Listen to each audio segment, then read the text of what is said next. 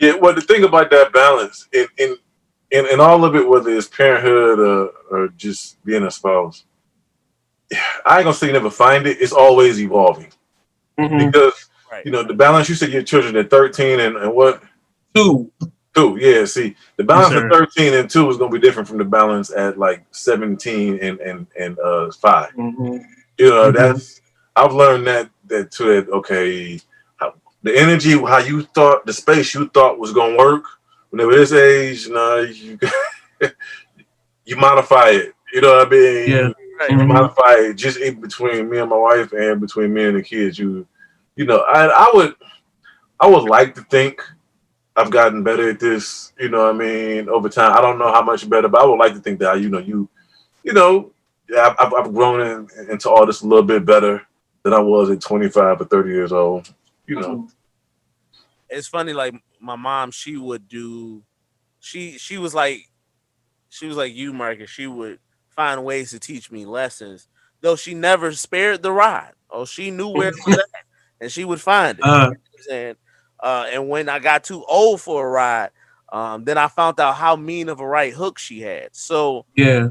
but I remember like when I didn't want to wash dishes as a kid. I'm like, I'm not washing this. And she took all the dishes out and put them all in her room, and I left like one plate, one fork, one spoon. And if I needed Mm-hmm. a pot, I had to go rent it from her room. And she had to Wow. give it through the door. And she like, I want that back before the night. And I got, all right. And after that, I was like, okay, I'll wash the dishes if you just bring them back. Please bring them back. Yeah. I need options. Yeah. So, you know what I'm saying? Or I remember one time for um Christmas, she was like, hey, you got to get it together. You got to do this, and you got to be able to appreciate that people are going to, I go out my way to get all this stuff for you. Mm-hmm. I was like, okay, I still had my ways. And I remember I woke up on Christmas. I'm like, let's get it. Let's get the opening. And she was like, yeah, no Christmas for you this year. I was like, Oh wow. no. She like, no, no, no, no Christmas for you.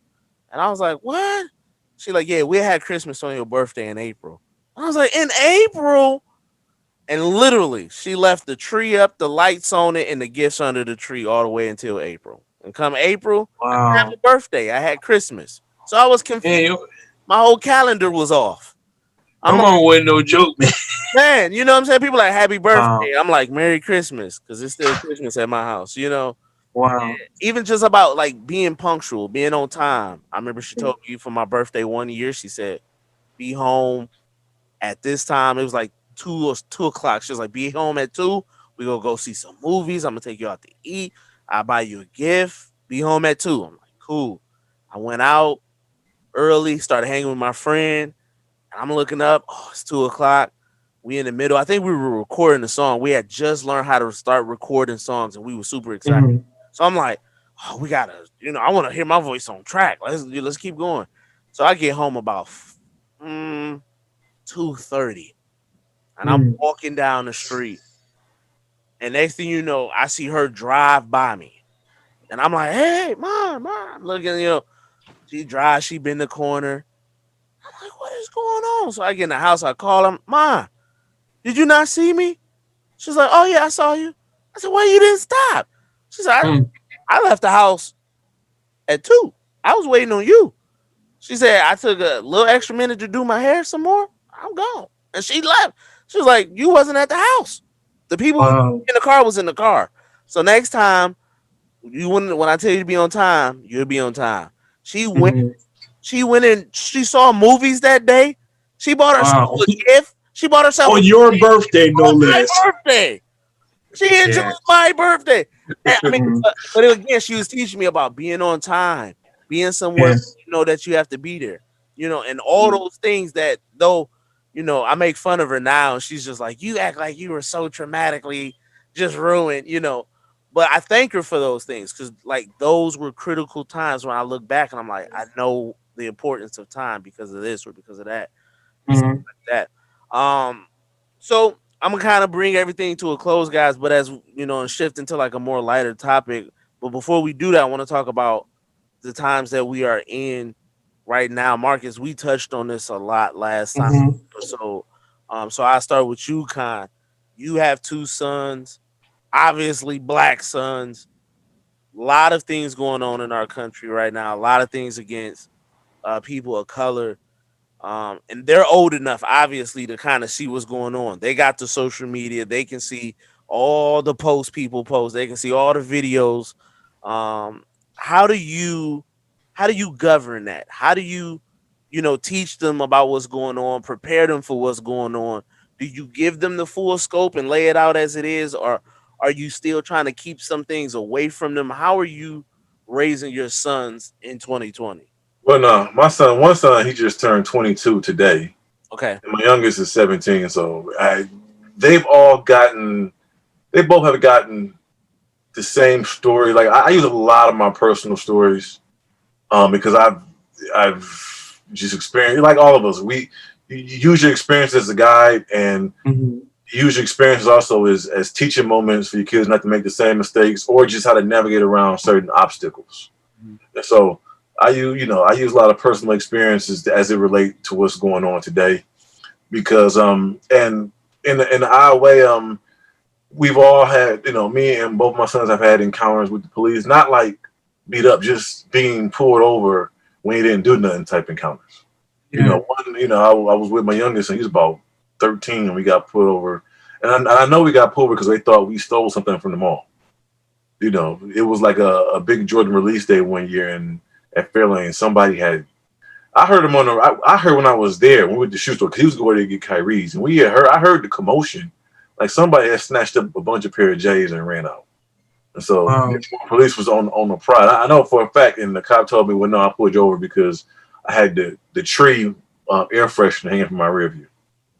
But he pulled us over because we were leaving around the time that had happened. But Wow. that was a teachable moment that I still use for my youngest son to this day. So, you use your experiences, as the way to help them navigate. And none of us have had perfect lives, but I always from the people we've known and people you've seen win in life and lose, I would have to say one of the biggest things is avoiding the crucial mistake. I don't know if you guys have been watching the news and all, but there was this shooting. A guy was murdered at the Areebas haunted house out in Pontiac.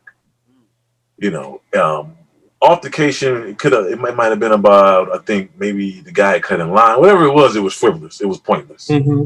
Well, Mm-hmm. my son tells me yesterday that somebody used to play ball with a couple years ago. He's seven. This is a 17-year-old kid did this. And it's like, you said, why? Number one, why do you have a gun at 17? And the Mm-hmm. gun why you have it at the haunted house? And Yeah. why do you put it on a grown man over that? It couldn't have been nothing. Nothing is worth at that moment. I don't care what it was for you to pull a gun and actually shoot somebody Yeah. waiting in line at the haunted house. That's it. You know what I mean? It's the crucial. It's the crucial mistakes, man. That is the hardest to come back from, and that's in regards to dating, domestic violence. That's in regards to rape. Mm-hmm. A young lady says no. That's in Yeah. regarding to governing yourselves and public spaces. When you're around people that could bring you harm, no matter what color they are. So Yeah. I spent a lot of, and as they gotten older, I share certain experiences with them that I wouldn't share when they was 13, that I share now when they're 17, where they can relate better, or they may find themselves in those similar situations. So, these times, these is different times. I think the scariest part of what we're living in is that it's just the way the winds of racism are being blown around. You know what I mean? I honestly think that there's people that would keep their racism at a restraint, but now it just seems more to, let me Mm-hmm. go out here and Yeah. Yeah. do some foul stuff with everybody else. Let me go out here like the family. I don't know if I saw out in Warren, and the guy didn't like the white guy didn't like the Black Lives Matter, their neighbor of all people, and Yeah. their cars and their home. You know what I mean? It just seems the way the winds are blowing and being fanned it's almost like it's encouraging people be ignorant and do stuff out here in this way. So it's like, man, like really, I hate to say it, it was almost easier in this odd way. It might have been easier to navigate when the racism was more polite. Mm-hmm. You know what I mean? Yeah.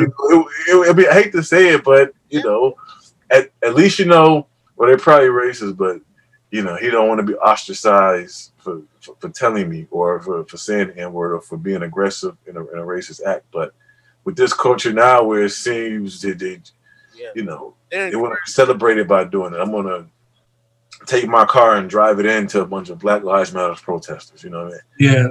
Yeah, that's the stuff that I mean, we could probably say we haven't seen this kind of volume of that probably since our grandparents. You know, like all at one time, Yeah. where all this energy being put behind it, like, Yeah. man, what is going on? Yeah. It seems very. It seems like like a lot of people have that racist mentality are being encouraged, empowered. They're being supported, and I think that is the difference. You know, there felt like there was a time when even if somebody was racist, you know, the next racist wouldn't want to come out and support it as quick. It kind of they would kind of look in their minds like, yeah, but they wouldn't say it. You know, and now it feels like, you know, when one person voices their racism, the next person is like, yeah, I'm with them. You know, support that. You know, and it's more like you say, the winds are just putting more and more of it out there. And Yeah, even going back to, I remember when talk about when Trayvon Martin was killed, and the guy that killed him, you know, they started, you know, a crowdfunding campaign for his defense. Yeah. yeah, It's like, wow, you know, They and raised a lot of money for him too. yeah, you know, Yeah, he raised a lot of money. yeah, you see the support, you know, you see the support that these police officers get immediately after, you know, they've killed a black person, and the support and or they're gonna, you know, be off work, so here's a crowdfunding campaign, and you know, then it's like, man, it's you crazy. know, Most times when you see of the shootings by police officers, rarely do you ever hear the masses, you know, question the cop. They'll be like, "Well, didn't that black guy, wasn't he high at the time, or wasn't he? Yeah. mhm. You know, wasn't he had a history of violence? He had a charge back in 2004. You know, but most times, never do. If rarely do you hear people say, "Well, the cop had, you know, some things on his record as well as a police officer from two I, years ago or whatever." I used the comment. I told my wife this. And, I've been saying it for a while. When it comes to black people and them getting killed by the police, they kill you twice. They kill you once physically, and to put that reasonable doubt in people's minds, they kill you in the media. Going back to Trayvon Martin, the initial photo that we saw of Trayvon Martin, he was younger than what he was Mhm. when he died, and then they start showing all these other pictures of Trayvon Martin with the grill and with doing the middle finger or whatever, and then it was like, well, this kid's doing the middle finger in this picture. He can't possibly be as innocent as they say he is. Or even when Mike Brown, when he got killed in that city. I don't remember the name of the city, but then they showed the video of him strong arming, taking some cigars from the cashier or whatever. It's just like, and either with Sandra Bland, they killed Sandra Bland. Supposedly she hung herself. I don't believe it. They showed her asking the cop, "Well, why are you pulling me over? Why am I being arrested?" So they try and they take it and they try and criminalize the victim. True. And you know what? They try to do that with Breonna Taylor. Yep. They say, well, she was helping her friend, her boyfriend sell drugs. She could have been helping her brother run an international cocaine cartel, and she still didn't deserve to be killed in the way that she was with a no-knock warrant. And and nothing is said, nothing is done. None of the cops are being charged. Oh, the guy he got charged with endangerment, but you still have a life that's gone. She's never coming back. Right. They try and demonize. They demonize these people. And the other one was the guy who told the cop, "I have a gun in the car." Yeah. Now, Castillo. I can't Yeah, remember his name. I can't remember. Philando Castillo. Yeah, Now, if I'm going to shoot the cop, I'm not going to tell you beforehand, look, I got a gun. I'm about to blast you. If I'm going to do that, I'm just going to reach for it and shoot you. He shot this man in front of his girlfriend and her 4-year-old daughter. They tried to they demonize. That's what and I think that's. This goes back, this is why, we all heard the story how, Rosa Parks wasn't the first person to get off a bus, but they built the movement around her because she was squeaky clean. The person that got arrested beforehand had a child out of wedlock. Was pregnant. Yeah, that's right. And a lot of black people don't know about that. Right, but that's why, and I hate to say it, but that's why they did that, because they know if they try to build a movement or try to back someone, NAACP, SDLC organization, they knew trying to back someone with flaws, people would discount the movement because of they'll demonize their flaws and make them a person because they were doing this, and it's the same thing.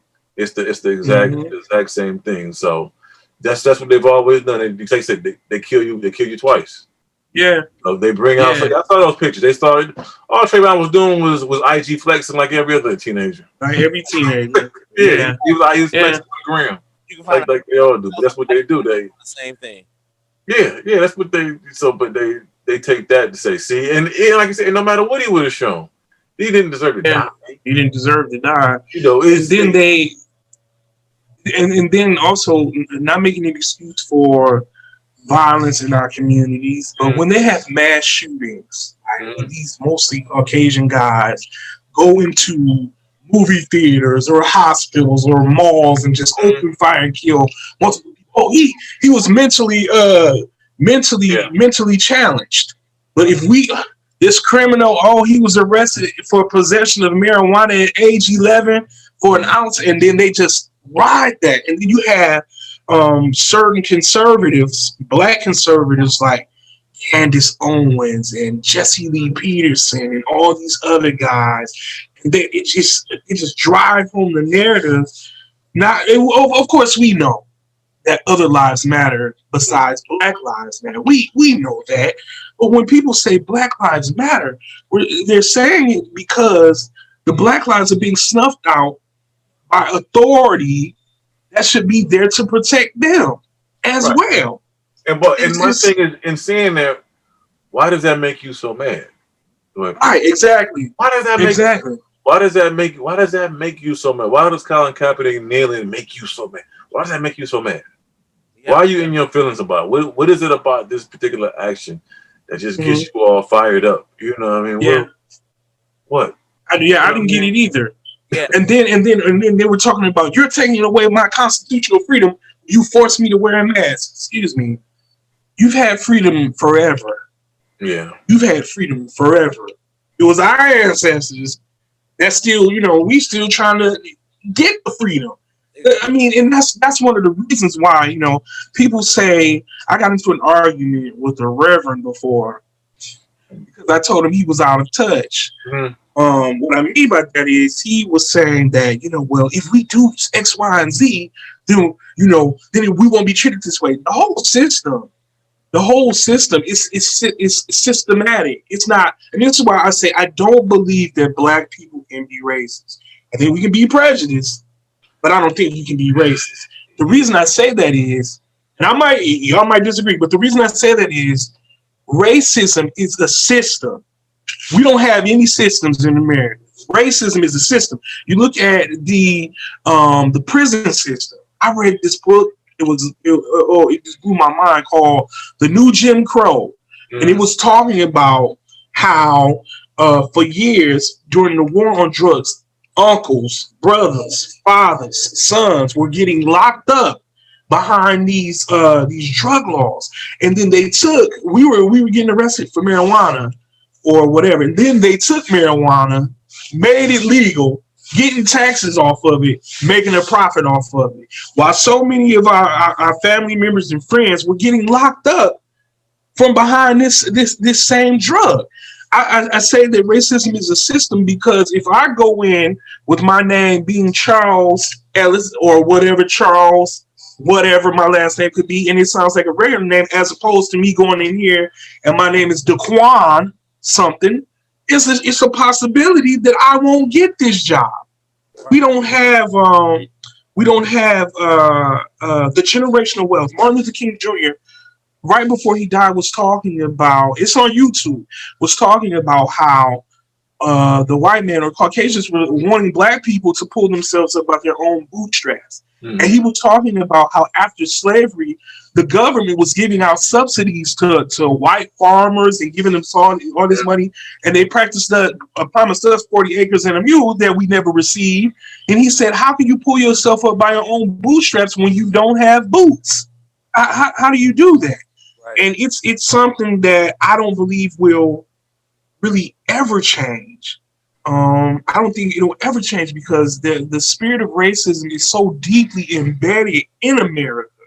It's so deeply embedded in America, and then we have um, a leader, a presidential leader, who made it comfortable Yeah, for racism that's the to word. be what it That's the it word. is right now. Comfortable, Comfortable. like they're Yep. comfortable. He ripped when he was talking about when you touched on it earlier when the man drove through that crowd in Yep. Charlottesville and he Yep. said there were both some fine people on both sides. Wait, Yeah. how is Only one this drove a car through everybody. Right. right? But they're fine people on both sides. This president has allowed racists Yep. to feel comfortable. Like Vince said before, like so if you were racist and you might have agreed, but you wouldn't come out and say it, Yeah. Yep. but now they're saying it to your face. They don't care. They don't care. And then speaking of George Zimmerman, and I'm gonna be quiet because I'm not, I'm talking a lot. After George Zimmerman got off, he was on Twitter taking photos with the Yeah. gun, threatening to kill other black people, and it's Yep. just like how is this guy? I'm not calling for his death, but how is this guy just still walking around? And And then America's becoming a powder keg, really, because how many more times are we going to march?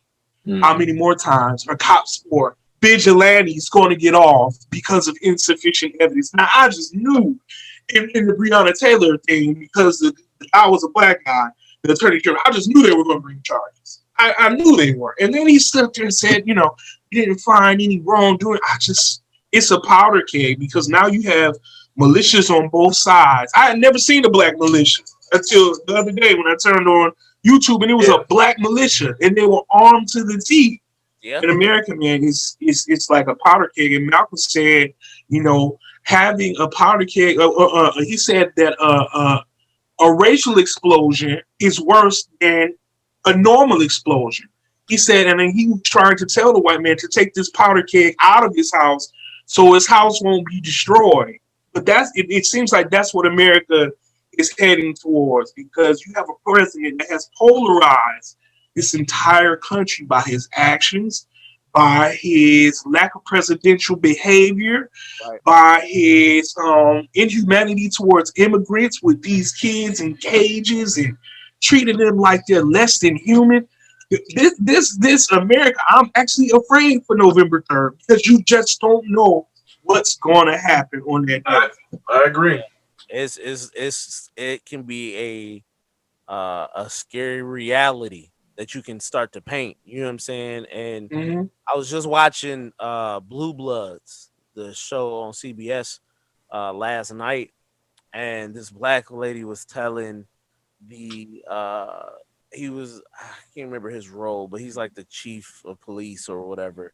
And she was basically saying like there was a cover up for a murder in a prison, and he had been showing up to her all black church, and he would sit in the back and watch all these parents come up talking about how their kids were murdered through violent crimes and through police brutalities and stuff like that. And she got mad at him and she told him like it's more than just you showing up. It's time for you Mm-hmm. to put some skin in the game. You know what I'm saying? Yeah. And I think that we've seen a lot of Caucasian brothers and sisters show up to rallies. A lot of Oh them yeah. posting their stuff, Mm-hmm. but in the same breath, you still feel like y'all got to put some skin in the game. You get what I'm saying? Yeah. Mm-hmm. Because when they were saying just say no back in the day, they Yeah. still pumping our communities full of all the Full drugs of drugs. to say Mm-hmm. no to. You know what I'm saying? It was a time that was the reason why I was so disappointed in the NBA because I felt like for the first time when the Milwaukee Bucks, surprisingly, not LeBron James first, but the Milwaukee Bucks decided to protest playing games, um, and NBA stopped for a day. I mean that was number one trending wherever. You know what I'm saying? The world Yeah. was like, they not go play basketball. They not go finish the season. You know what I'm saying? And for the first time, we had the leverage to Mm-hmm. say Yeah. do something because you already know the owners who have their stadiums built in these cities are connected to the Yeah. governors and the mayors who are Absolutely. connected to the officials that keep going higher up. Like we can say, hey, you want this game played? You got homies that's been funding you for the building. You got homies who you pour into their campaigns. Go to them. Get this fixed. You know what I'm saying? And before we knew it, it was like, well, let's go play basketball. And Yeah, a lot of people felt like that, man. They felt that that was an opportunity, but I'm not. I always give this generation players. I mean, the fact, I'm looking at the jerseys. I see Black Lives Matter on the back.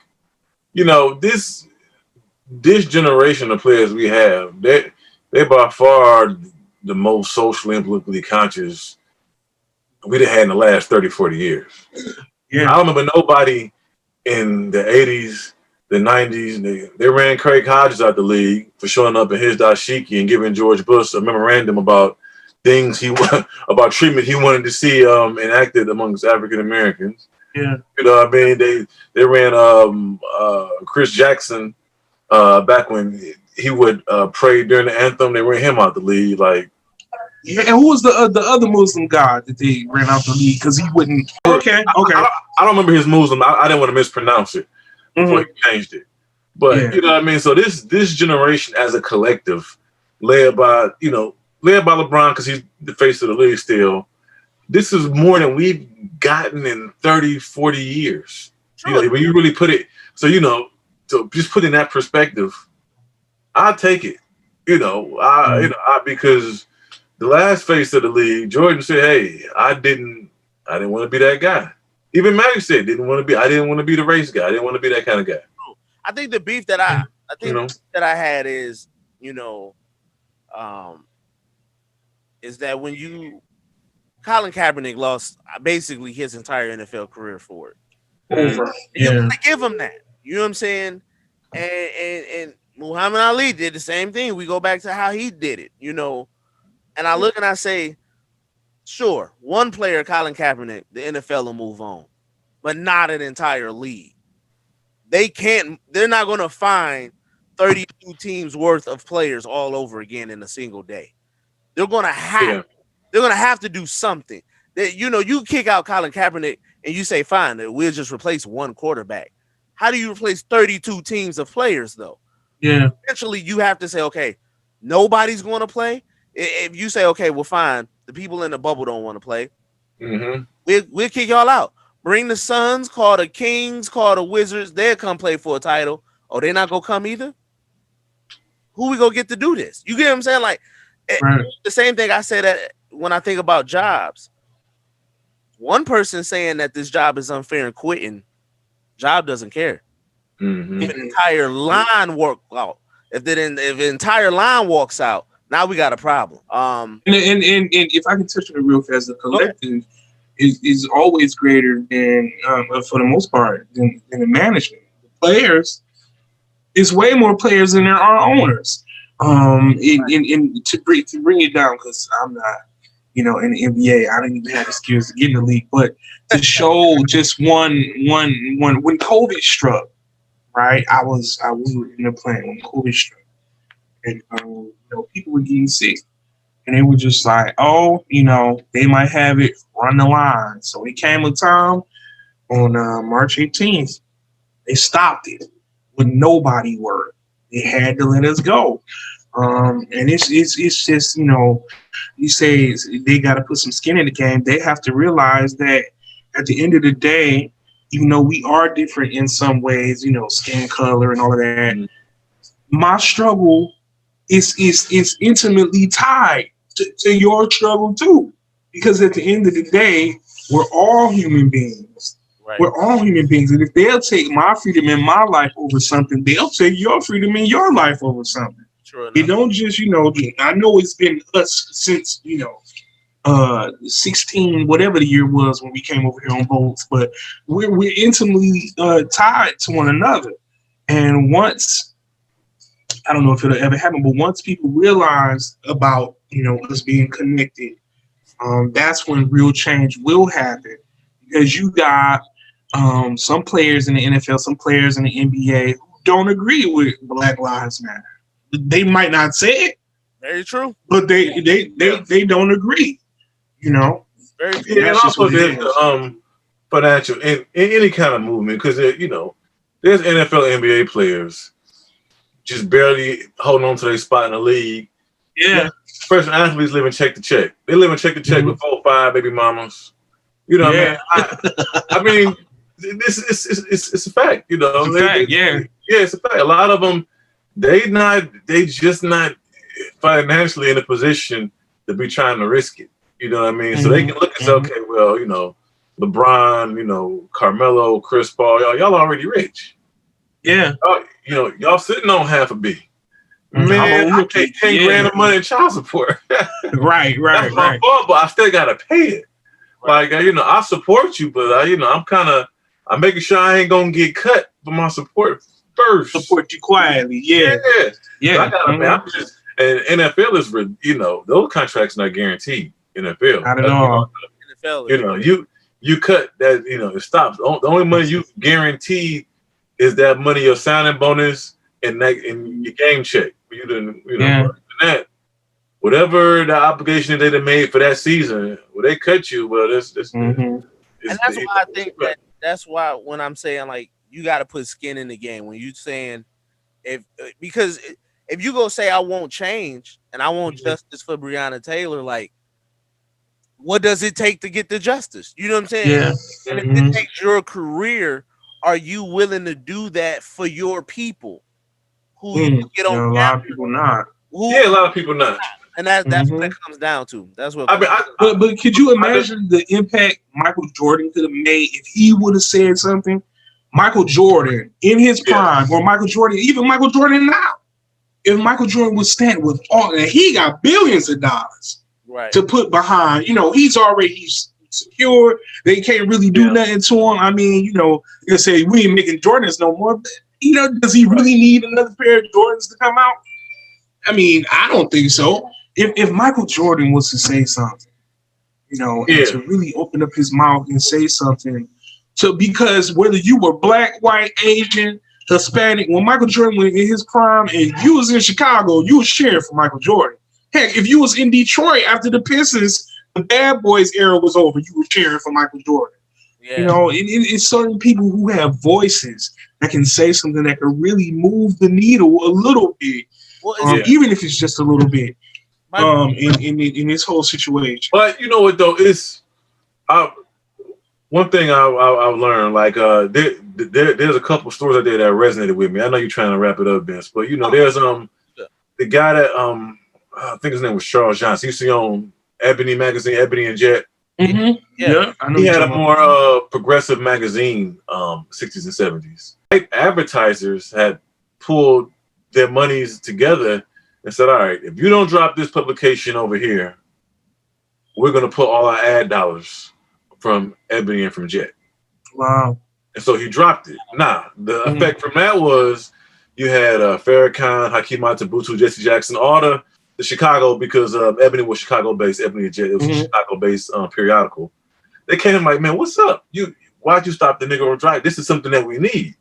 And so he had to call other meetings and say, listen here, if I keep going with this, I lose everything.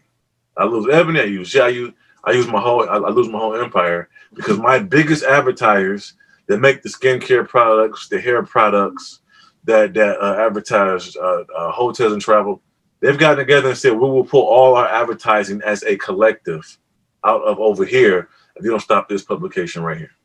Wow. You know what I'm saying? So a Mm-hmm. lot of times I've learned when we wondering why something isn't there or why something didn't happen, a lot of times there's an actual concrete reason. Right. Yeah. Like, why did this? There's a reason. There was a precedent set. And don't think that story didn't get around to other black business professionals or entrepreneurs Mm-hmm. Mm-hmm. about how they, like, if you go here, they're going to put a little mob on you and say, we're going to take, we Yeah. gonna, Yeah. yeah, Yeah. that's, there's all, like, what can you do? True enough. Right. And that's why I was saying that racism is a system. It's a Yeah. system that was built upon. I mean, if you think Mhm. about it, I'm not one of those people that say, "Oh, black people can do anything for themselves." But if you think about it, black people, white people had a 400-year head start. They Yeah. building up this. That's why America is the richest country in the world. I mean, all these. Well, I don't want to say 400 years. I think it might have been 200 and something. But they had free labor. Free labor. Yeah. We're building up all this stuff. That's why America is the richest country in the world. Because all of them, they might not be now because of what's that country in the Middle East where even the cops are driving Oh, Lamborghinis or something. Dubai, I think. Dubai, yes, they Yeah. might not be the richest country in the world anymore because cops driving Porsches and Ferraris and stuff. I'm like, wow. Boy. But that's why it's a system. It's a system, to where they can come up to you. You a business owner. You a millionaire. Now you done worked hard and got your magazine in different houses and different stores, and they tell you, look, if you don't stop this, we pulling our advertising dollars, and you pull it. That just goes to show you that Yeah. with all your power, Yeah. it's still somebody that still got more power. Right. But Yeah. as you were saying, Vince, you had the quotes putting skin in the game. It's a lot. I had to learn just because I hate to be overly critical, and so I actually had to learn not to uh just overly criticize people that aren't built like that. You know what I mean? One of the more harshest and bravest things I ever heard was John Carlos. I think it was Tommy Lee who did Tommy Smith, and they did the Olympic 68 Oh Olympic yeah. protest. Yeah. Um, the one that's still alive, I can't remember. I can't. Sorry, I can't remember which his name, but which of the two it is. But he talked about his wife committed suicide after that. Not right Oh, after, but his wife committed due to the pressure, the hate mail. They were wow. poor. There were endorsements. When they Mhm. came back to America, that after they did that, they were blackballed, brownballed, everything. There were no economic opportunities. They were dependent on friends and family for donations to pay rent and buy food. And after a while, the pressure was too much. Their homes was constantly vandalized, broken into, graffiti, and his wife committed suicide. And so they asked him, and going through what you went through when you came home from the Olympics and losing your wife, and do it all over again, knowing what you went through, knowing that your wife wouldn't have committed suicide, would you have still done it? He said yes, without hesitation. Now, I myself included, I don't know how many of us could, even just hearing that, can Mhm. honestly say you have answered yes so quickly Right. and so confidently in saying that. You're talking about whose wife committed suicide. You know what I mean? Yeah. Who was Hmm. destitute and dependent, financially dependent amongst friends and family just about food and pay his bills for quite a while. This thing it stuck to him. You know what I mean? And to say, I would do the exact same thing again because that's what the movement, that's what we needed to show that we were a force that weren't going to be still that wasn't going to lie down anymore. Right. That was it was a defining moment in the Black Power era, civil rights Black Power era. Yeah. And you can. And that was what was. But again, how many people? We talk about skin in the game, Vince. I How mean, many people can answer yes to that? you look at that, he can probably say that too at the same time because he lived now to see the Michael Jordans and the LeBron James. Mm-hmm. How far as him as an athlete, where the progression has gone. And Mm-hmm. so I think but at that time, I'm sure in the moment, he's like, why is this all happening? You know what I'm saying? In the moment when your wife is gone, when you still got to go through being harassed and attacked and criticized and ridiculed I'm sure it's like, man, what is all this for? What have I really given up? What have I done? But then when you're in your 90s or however old he is, and you see you've lived through a Michael Jordan, you've lived through a Kobe Bryant, a LeBron James, a Colin Kaepernick, you can probably say yes because you're like we didn't have that. You know what I'm saying? We didn't And, have a Black Lives Matter on the back of the jersey. Yeah. You and know, And it also, wasn't I like think he the Black Olympics, the Black Olympians at that era, they didn't get a whole lot of endorsements anyway. I mean, you had Jesse Owens racing a damn horse. right? You know yeah, what I mean? that's a fact. Yeah, Yeah, that's the fact. He raced and asked him why he did. So I got 4 gold medals, and I still can't even buy and put groceries on my table. Well, Right. they paid me to race a horse. All right, I need money.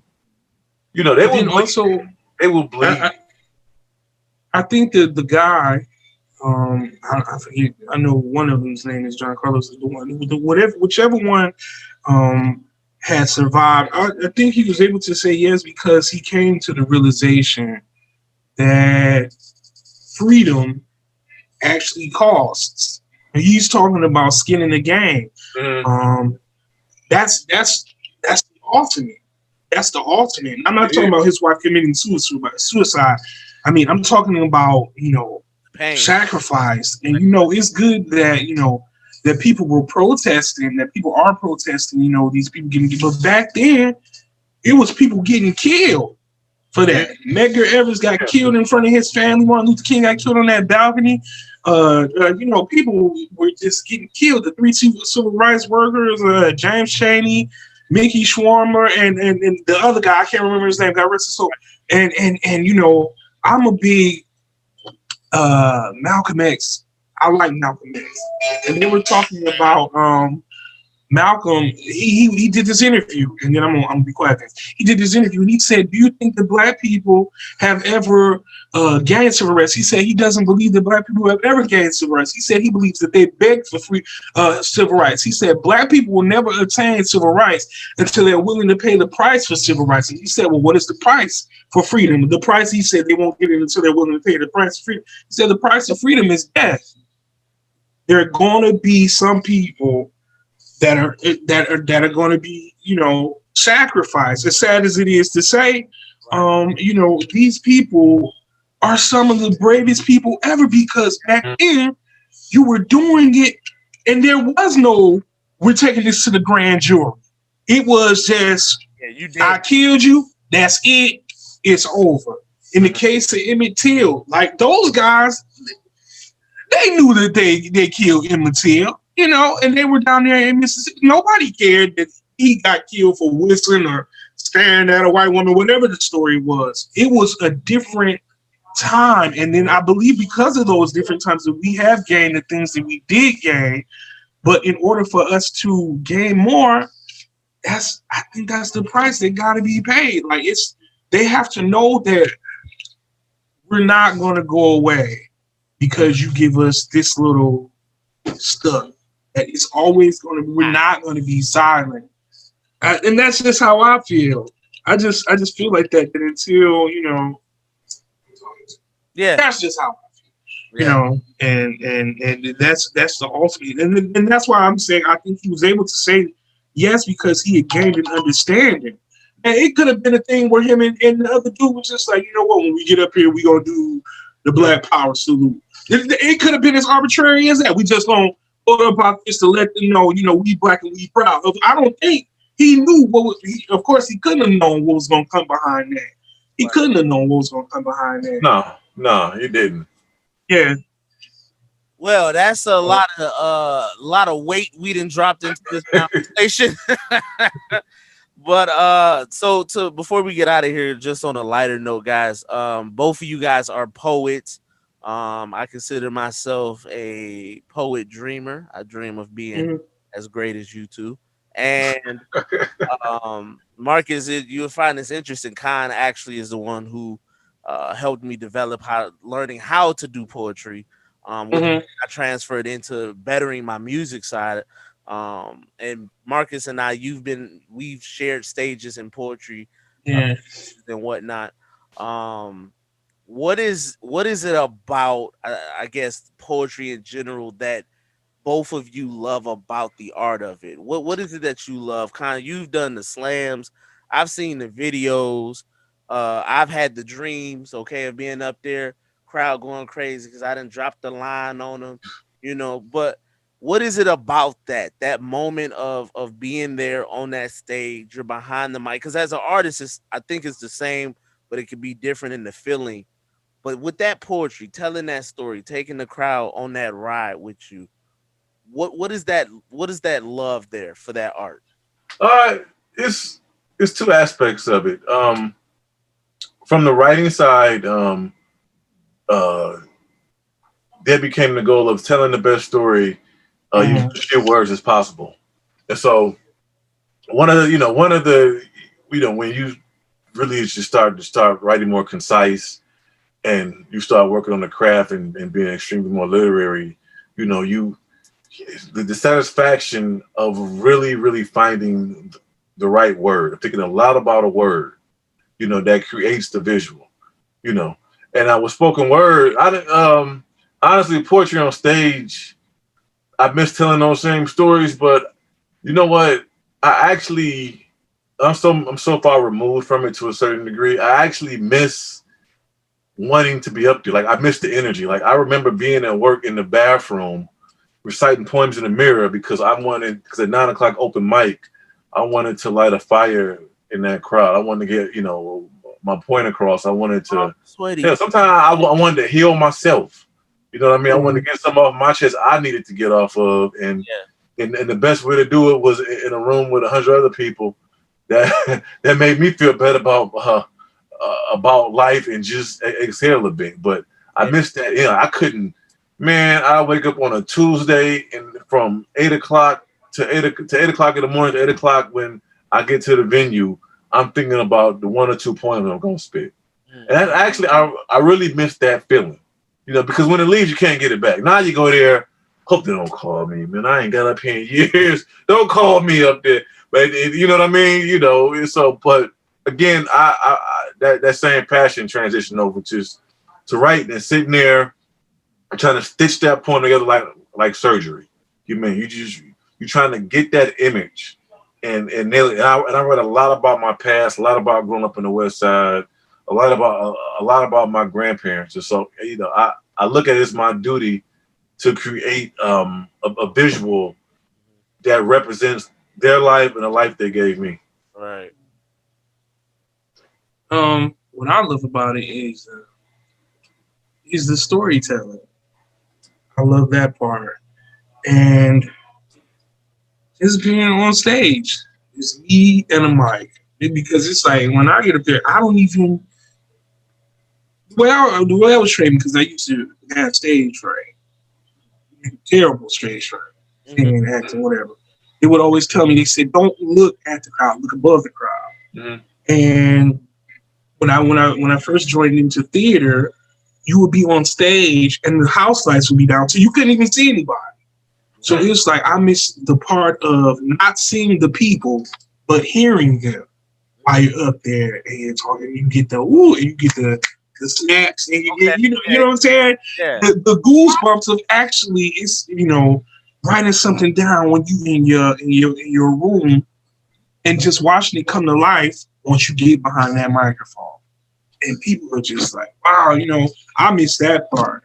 Yeah. But that's the storytelling aspect is what I really, really love about it. And it's healing too Mhm. because some stuff that you would probably never talk to somebody about, you can get it up in a room full of people and talk to them about it. But they're not going home with you. Going home with yourself, but you lied because it could have been weighing heavy on you, but you just shared it. Yeah. Now it's off of you. Yeah, I think it's a beautiful art form, and I wish that I had enough um, rhythm with words so I could rap. Because I think that's like the dopest form of poetry. Period. Like I just think rap is amazing. I got cousins who can rap. I could never get a hold of it. I try and get a cadence, and my cadence would be corny, and they'd be like, "Yeah, no, stick to it." And, Yeah. you can write, but you can't spit. Like I listen to rappers like like you, Vince. That's a God given talent. That's a gift. And even when I was coming up listening to rappers like, Twista, the fact that this man can, it's because that's all it is. It's poetry to music. But the fact that he's Mhm. going this fast and just Yeah, actually making sense, I couldn't put that together. But that's what I love about it. Just the storytelling aspect. I just think it's beautiful to be able to tell a story and it's clear and concise and people tell you, look, I enjoyed that, man. You killed that. I never had the opportunity to participate in poetry slams. Now that would have been dope. But I think it's an art form to that as well. But yeah, that's what I love about yeah. It's definitely um when we did the concert, I know it was a little different because we had a very, very small crowd, like 8 people it. or something. Um, and a lot of people was working the cameras or doing something else, production wise. And so it felt really weird because I hadn't had the opportunity to perform all year because of COVID and stuff like that. Mm, And so this was like the first time I was actually performing in 2020. And I felt super rusty. I felt super rusty back, and there was no crowd, but I just felt rusty for the camera. And um, but when I got done, when it was all over, it was such a exhilarating joy that I felt because mm, there is nothing, and I don't. I try to explain this to my wife sometimes to kind of give her an insight to why music is so it just pulls me back in when I try to be like, all right, I dropped the album. I'm not doing nothing else for the rest of the year. And then like I'm like up at 5 in the morning, like I think I'm about this beat because I and so mm, but there is something to there's something about an artist when the mic is like that tool, it's like that pen, mm, second part of it. And so when you grab it, there's something about holding it and you're like, this something special is about to happen once I speak into this thing. And so Indeed. there's just such a joy, and it's crazy because as much as I started off writing. I used to write crazy stories as a kid, little short mm. stories, and I remember Yeah. in fifth grade, I took the meat test and I wrote a story about. They just said, write something heroic you feel you did this summer, and I made up this story about saving this boy from getting hit from a train and how his shoelace got stuck in the grit, in the grooves of the track.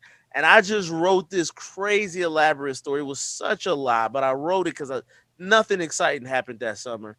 And I remember like the teacher just like telling me like, "Wow, this is when I knew I had a thing for writing." She was like, "I because I scored the highest in Michigan on the writing Mm. part Wow. of this story." And she was like, "That story." She was like, "I had to share it with all the teachers, Vince, because it was such a good story." And I was just talking about the shoelace and the pebble and how it was crazy, right? I wrote this thing, but poetry has always been a challenge. Khan, I think Khan because he worked with me so well. I would on a track you put me in there, I can find my voice on the track. Mhm. Khan put me with a book and he give me my pad and paper and he's like, all right, Vince, give it to me. And I'm like, the Yeah, if my memory recalls you wrote that poem about you being the pen. yes, You was like about 15 years old. yes. I was about 15 Yeah. and Khan had me write what was technically my first poem piece was about being comparing myself to a pen, and it was uh it was I think I still have the notebook of like old stuff that we've written. Right. Okay. Just like Khan had taught me so much about poetry and so much about the art, and a lot of what I saw in the poetry slams that Khan you showed, a Mm-hmm. lot of that I've transferred into my performances. You know, Mm-hmm. and the energy that you get from the crowd, because when the crowd is giving you the energy, you almost become Thanos with the glove on. You got all the infinity stones.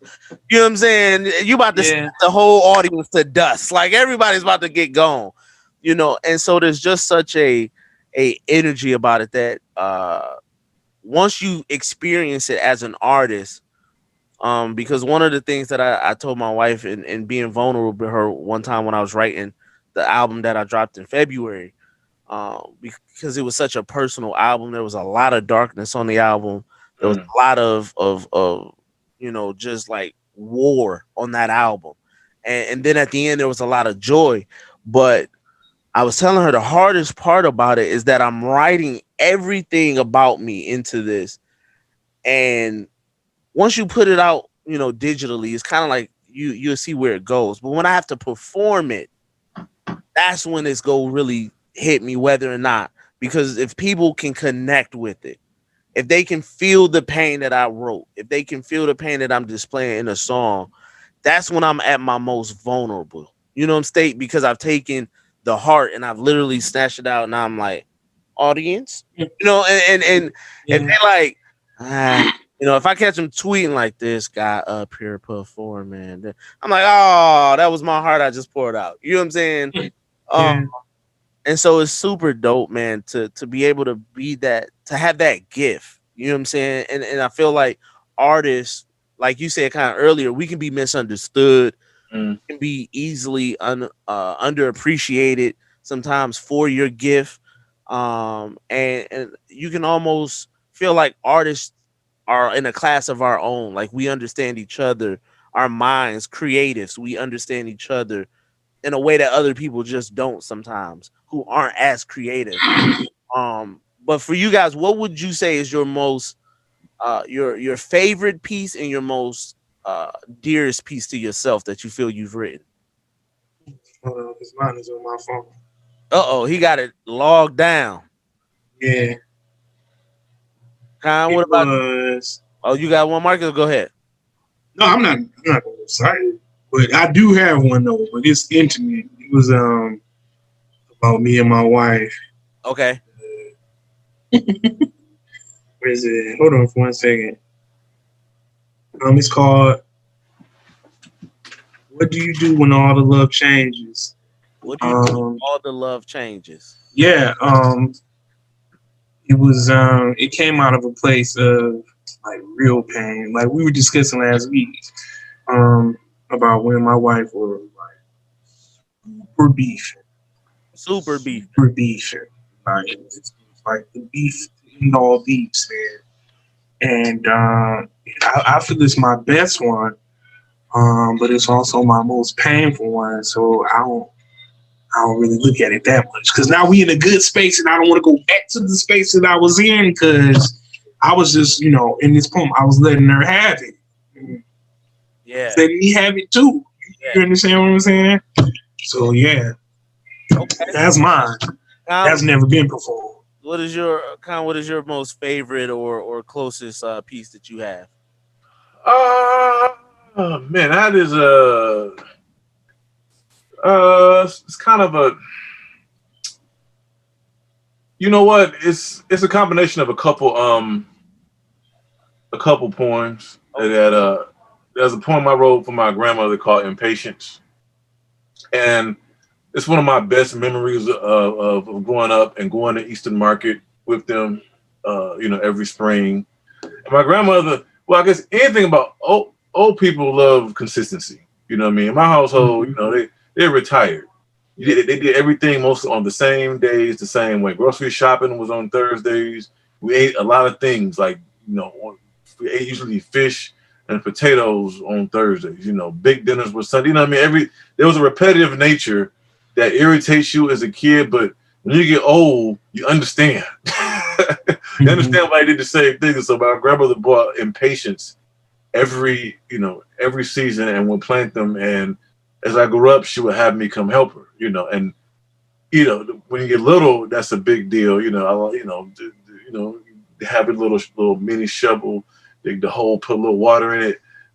Pat the soil around each flower going along the front. And so I had wrote a poem not only about that experience, but my grandmother died from cancer, a melanoma, skin cancer that spread. And so I had compared the impatience, the way the impatience grew in her garden to the melanoma that has spread in her body as, just a beautiful array of red and white cancerous blood cells just spreading like flowers, Wow. And so, and the other half to that point was that when when my grandfather had passed, they gave him 6 months to live. He didn't tell anybody. He just told me, next month I'm going to go see, my sisters in Winston-Salem, North Carolina, which was, nothing new. But he actually he timed this so he would die when he got there.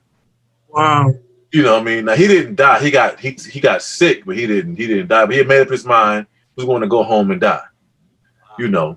And so I remember going there and my aunt Alice loved to she loved gardenias.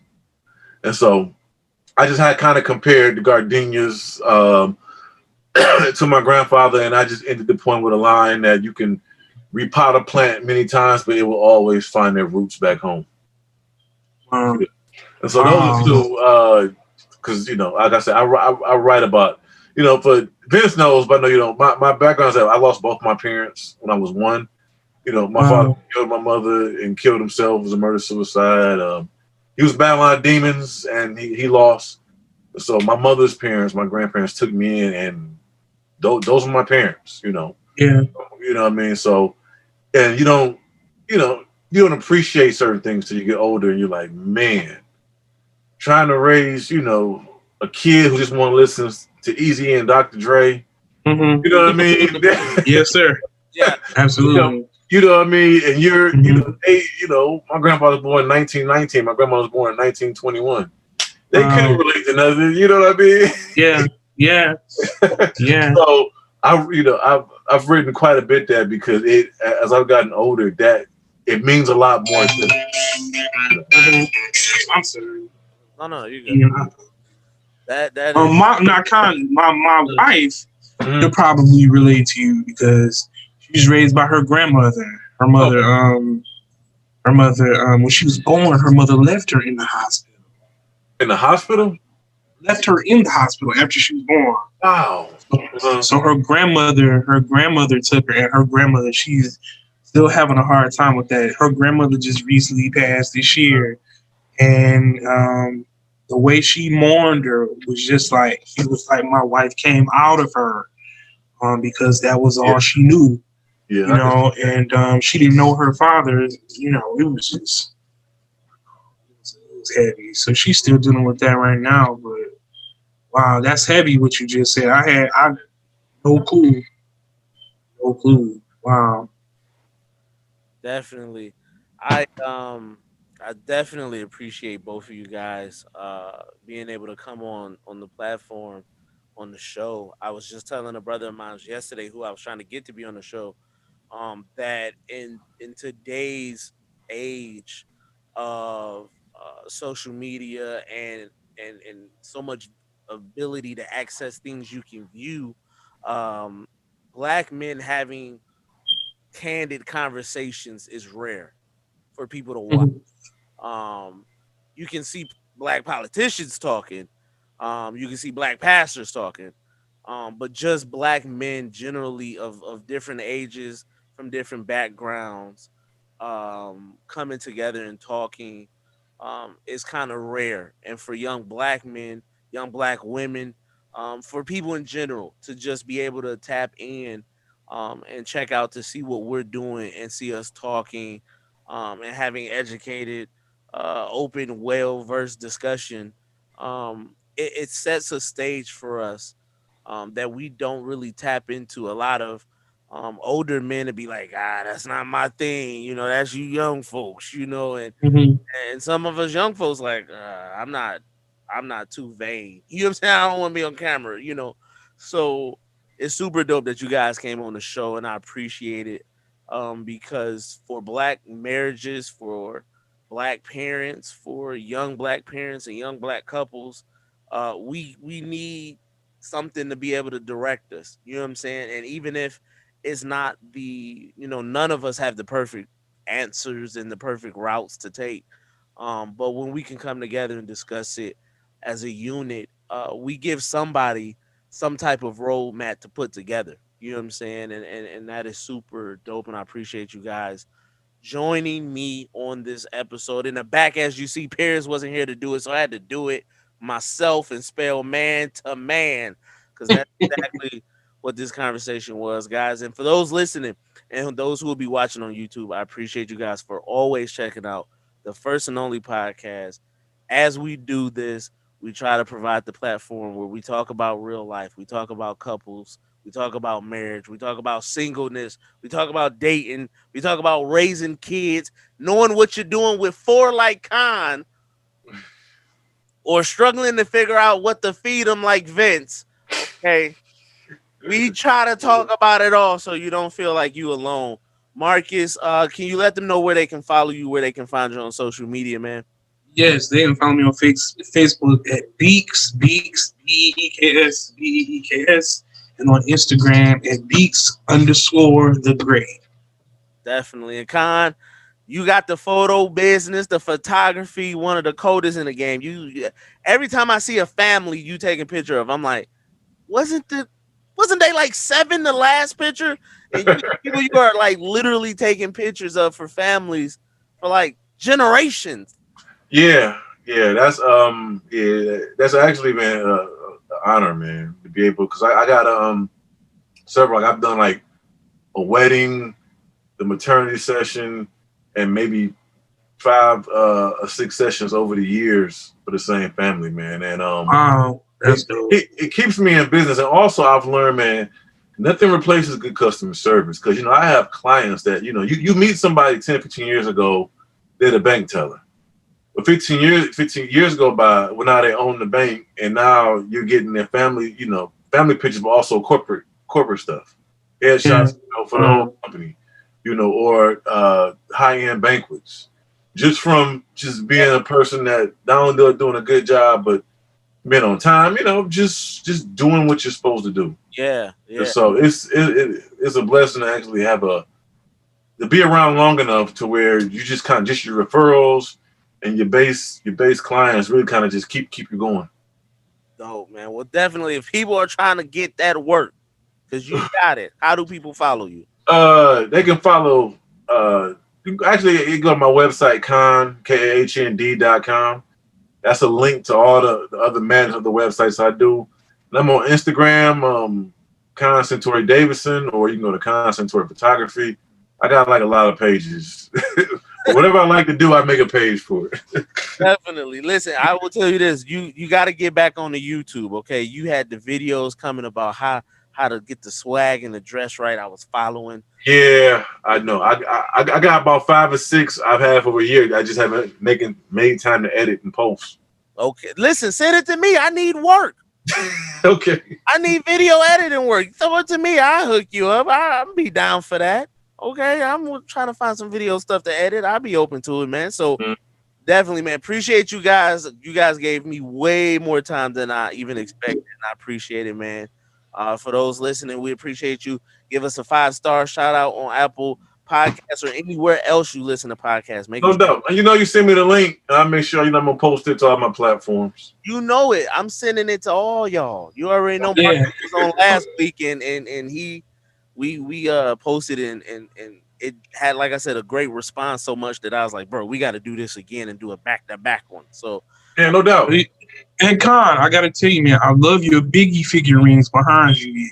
yeah, Oh, man, Those are dope. thanks, man. That was another venture. When I talk about, one thing I learned, and you and Vince can relate. When you're like, if you do anything professionally, creative wise, you get burnt out just doing stuff strictly I take pictures of people and stuff, for money. You know what I mean? It's a business, but you do things for you. And so I have been collecting. I collect 80s and any kind of hip hop inspired action figure or toy. So a few summers ago, man, I must have spent every spare minute, man, photographing them, like just putting them in different scenarios. Wow. Funny, it came out to about 300 pictures. Wow. You know what I mean? Just I'm gonna get back to it, but like I said, I'm focusing on being a good husband. I ain't taking on no new projects, but right. Yeah, right. It was a fun. It was fun. It was a huge conversation piece. A few like bigger websites picked it up and ran with it. You know what I mean? Because it was a fun project, man. Sweet. I'm telling you, all you got to do take some pictures. All right. Uh, Get the famous legends and take pictures and sell them as prints. Do you not think I would not buy a picture of yeah. Tupac sitting on a low rider like Right, that? yeah.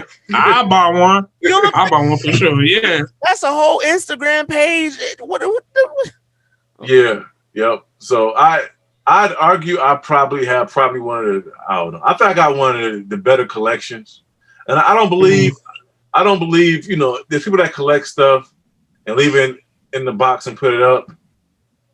Everything I collect is something. I used to have a lot more out. Now I believe less is more, and I just rotate them out. You know, I'll take out Biggie and Ghostface of the Biggie. I may put in my Will Smith and my 50 Cent. You know what I mean? But I don't like just collecting, just leaving it in the package. I wanted to breathe. Mm-hmm. You know, I want it out. You know, I mean, I like being surrounded with the creativity anyway.